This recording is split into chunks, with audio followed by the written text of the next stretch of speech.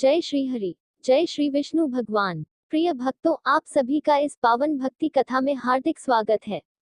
आज हम सुनेंगे पौष माह की कृष्ण पक्ष में आने वाली अत्यंत फलदायी सफला एकादशी व्रत कथा। शास्त्रों में कहा गया है, एकादशी व्रत पुण्यम सर्व पाप प्रनाशनम, अर्थात एकादशी का व्रत हर प्रकार के पापों को नष्ट कर देने वाला है। सफला एकादशी को भगवान नारायण के विशेष स्वरूप की पूजा की जाती है। यह एक ऐसी पवित्र तिथि है जिसे करने से भाग्य बदलता है, दरिद्रता दूर होती है, मनोकामनाएं पूर्ण होती हैं और जीवन में सफलता प्राप्त होती है। आज की कथा राजा माहिष्मत, उनके दुष्ट पुत्र लुम्भक और भगवान विष्णु की करुणा का दिव्य प्रसंग है। इस कथा को ध्यानपूर्वक सुनने मात्र से ही महान पुण्य प्राप्त होता है। सफला एकादशी का महत्व। शास्त्रों में बताया गया है कि सफला एकादशी का व्रत करने से व्यक्ति को जीवन में असफलताएं नहीं सताती, घर में धन संपत्ति की वृद्धि होती है, पुरानी परेशानियां धीरे धीरे समाप्त होने लगती हैं। यह एकादशी कठिन कर्मों का नाश करती है। यह मोह, लोभ, क्रोध तथा दुखों को शांत करती है।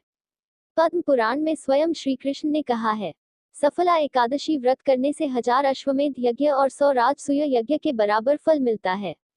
इस व्रत का नाम सफला इसलिए पड़ा क्योंकि यह हर साधक को सफलता प्रदान करती है, चाहे वह मनोकामना की सफलता हो, व्यापार की, संतान की या जीवन के किसी भी क्षेत्र की।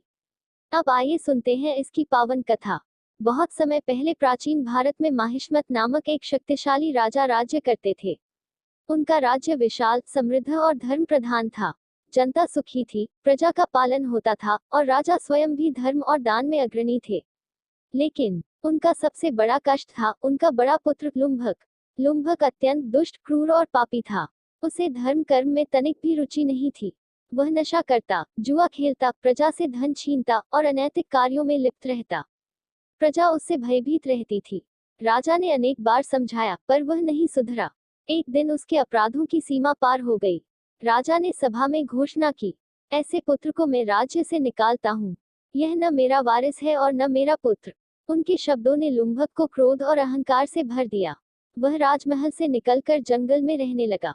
जंगल में वह चोरी डकैती करता, यात्रियों को लूटता और हर तरह के पाप करता। धीरे धीरे वह बीमार हुआ, शरीर कमजोर होने लगा। कर्मों का फल सामने आ चुका था। उसके पास धन नहीं, मित्र नहीं, परिवार नहीं, जीवन दुख में हो गया। एक बार पौष माह की अत्यंत ठंडी रात थी। लुम्भक भूखा प्यासा कांपते हुए एक वृक्ष के नीचे पड़ा था। वह वृक्ष भगवान विष्णु का प्रिय पीपल वृक्ष था। रात भर वह भूखा रहा। शारीरिक रूप से वह इतना दुर्बल था कि उठ भी नहीं पा रहा था। अनजाने में ही उसने उपवास कर लिया। सुबह हुई तो ठंडी हवा ने उसे जगाया। थोड़ी ताकत जुटाकर वह पास के वृक्षों से गिरे हुए फल इकट्ठे करने लगा। फल इकट्ठे करते समय उसका मन बेचैन हो उठा। मन में अचानक कुछ शांति सी महसूस होने लगी। उसे याद आया, आज की रात मैंने कुछ खाया नहीं और आज एकादशी भी है। उसे यह पता नहीं था कि वह दिन सफला एकादशी था। उसने जैसे ही फल उठाकर हाथ में लिए, अनजाने में वह पीपल वृक्ष के नीचे रख दिए।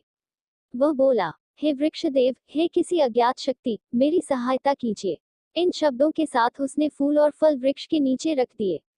यही क्षण उसकी किस्मत बदलने का आरंभ था। भगवान विष्णु का अद्भुत अनुग्रह। भगवान विष्णु ने देखा कि इस पापी मनुष्य ने एकादशी का व्रत रखा, विष्णु प्रिय वृक्ष के नीचे फल अर्पित किए, उपवास में रात्रि जागरण किया। हालांकि यह सब अनजाने में हुआ था, परंतु भगवान करुणामय हैं। उन्होंने सोचा, जैसे आग से छूने पर हाथ जल जाता है, वैसे ही एकादशी का व्रत करने से पुण्य अवश्य मिलता है, चाहे जानकर किया जाए या अनजाने में। फिर एक दिव्य प्रकाश उस वृक्ष के आसपास फैल गया। लुम्भक ने एक स्वप्न देखा। भगवान विष्णु स्वयं प्रकट हुए। वे बोले, हे लुम्भक, तू पापी अवश्य है, पर आज तेरे द्वारा किया गया पुण्य तुझे पुनः धर्म के मार्ग पर ले जाएगा। कल से तेरा जीवन बदल जाएगा। लुम्भक नींद से जागा। उसे लगा कि यह केवल सपना है, पर मन में अपार शांति थी। उनके स्वप्न के अगले दिन से ही चमत्कार होने लगे। उसका हृदय पवित्र होने लगा। उसे अपने पापों पर पछतावा हुआ। वह रो पड़ा और बोला, हे भगवान, मुझे क्षमा कर दो। वह प्रजा की मदद करने लगा, यात्रियों की रक्षा करने लगा। उसने पाप छोड़ दिए। कुछ समय बाद राजा को उसके परिवर्तन के बारे में पता चला। प्रजा भी लुम्भक के गुणगान करने लगी। राजा ने उसे वापस दरबार में बुलाया।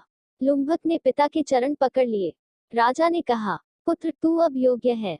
मैं तुझे राज्य का उत्तराधिकारी घोषित करता हूँ। कुछ वर्षों बाद लुम्भक अत्यंत धर्मात्मा, दानी और प्रजावत्सल राजा बना।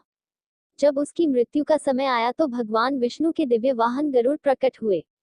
भगवान बोले, सफला एकादशी के पुण्य से तूने अपना जीवन बदल लिया। आज मैं तुझे अपने धाम ले जा रहा हूँ। और लुम्भक दिव्य वैकुंठ लोक को प्राप्त हुआ। जो भी भक्त सफला एकादशी की कथा श्रद्धा से सुनता है, उसका जीवन पवित्र होता है। भगवान उसके पापों का नाश करते हैं, मनोकामनाएं पूर्ण करते हैं, परिवार में सुख शांति लाते हैं, दुख, बाधाएं और असफलता दूर करते हैं। शास्त्रों में लिखा है, सफला एकादशी व्रत से मनुष्य को वही फल मिलता है जो 1000 यज्ञों से भी दुर्लभ है। हे भगवान विष्णु, हे करुणामय नारायण, हम सभी को उदारता, सफलता, सुख, शांति और सद्बुद्धि प्रदान करें। हमारे जीवन से संकटों का नाश हो, हमारे घर में लक्ष्मी जी का वास हो और हमारे कर्म उज्जवल हो जाएं। सभी भक्तों पर सफला एकादशी का पावन आशीर्वाद बना रहे।